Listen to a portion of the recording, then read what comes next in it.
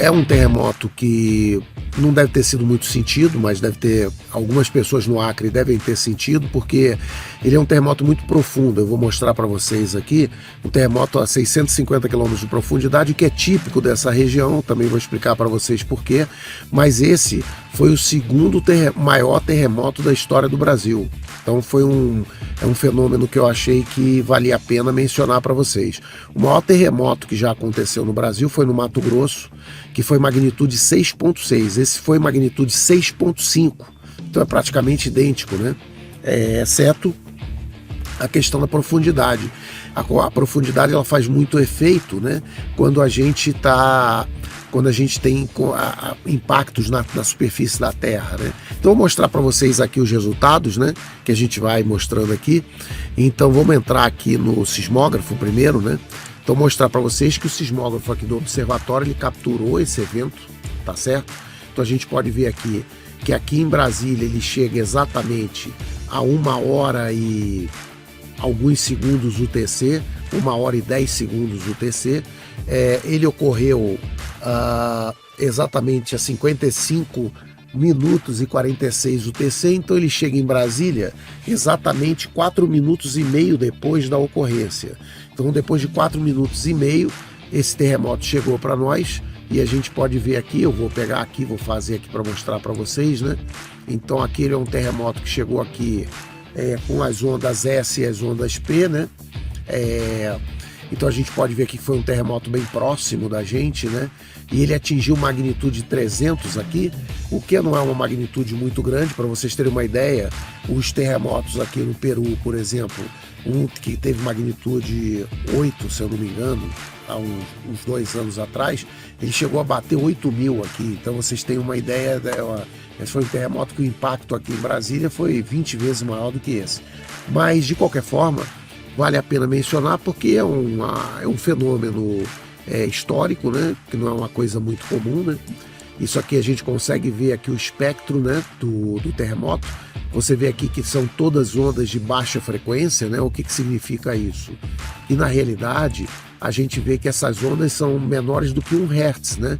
Então isso significa que o chão aqui, ele vai subindo durante 10 segundos, aí depois ele baixa mais 10 segundos, aí depois ele sobe mais 10 segundos. Então, por isso a gente não sente, é um volume muito pequeno, mas o sismógrafo detecta isso, né? Então isso aqui é o dado real aqui do observatório em Brasília, né? Do sismógrafo aqui, a gente pode ver. Eu poderia aqui também traçar, né? As ondas aqui a gente sabe que é 650 quilômetros de profundidade, né? E a gente consegue então medir aqui exatamente isso aqui, ó. Então a gente consegue ver aqui, por exemplo, ó, essas ondas que chegam aqui, essas duas ondas grandes aqui são ondas P, né? E as ondas shear, que são as ondas transversais, são essas aqui, ó. E você já vê que ondas de superfície aqui praticamente não existem, né? Porque é um impacto com uma profundidade muito grande, né? Então deixa eu achar aqui o Chrome aqui, e aí eu vou colocar para vocês aqui a imagem eu só colocar aqui rapidamente a imagem do Chrome aqui, da imagem que eu queria aqui, pronto, tá aqui.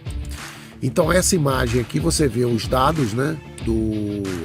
Você vê os dados do terremoto, tá ok? Que a gente está vendo aqui. Então foi um terremoto de magnitude 6,5. A gente vê aqui a localização, né? A gente pode entrar no mapa aqui para ver a localização dele com mais detalhe, né? Tá aí, ó. Então é próximo de Tarauacá, mas é no Brasil, né? Foi no Brasil. Então é bem provável que nessa região aqui as pessoas tenham sentido algum tremor. Nada que derrubasse uma casa ou alguma coisa assim por causa da profundidade dele, né? Então a gente pode ver aqui que essa região já é uma região que tem um impacto sismológico, né? Você vê que isso aqui tem uma série de terremotos aqui. O que acontece? Isso aqui é a placa, né? A placa que está entrando, a placa do Oceano Pacífico entrando por baixo, e isso empurra os Andes para cima, né? Então os terremotos que acontecem justamente aonde tem as montanhas ali são normalmente terremotos de superfície, são muito devastadores. Mas esses terremotos aí já ocorrem com a placa já muito profunda, já, por exemplo, 500, 600 quilômetros de profundidade. Então, é exatamente por isso que a gente não sente isso de forma muito grande, né? Então, vocês podem ver aqui que 5 pessoas reportaram que sentiram o terremoto, né? Certamente são todos aqui no Brasil. A gente pode ver também que a estimativa de perdas econômicas e de fatalidades é zero, né? Porque basicamente é um tremor na superfície, né? Que apesar da magnitude ter sido forte, eu acredito que na maior parte dos casos deva ter sido um impacto menor.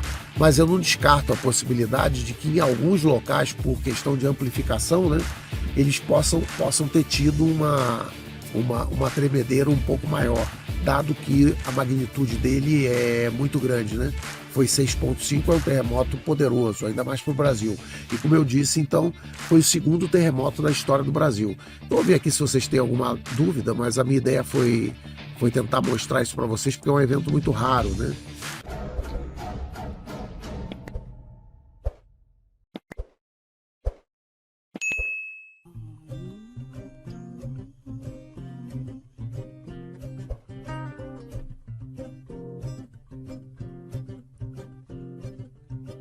Quem vai gritar primeiro? Quem? O grito que afrouxa em desespero, o peito que parte a voz do trovão.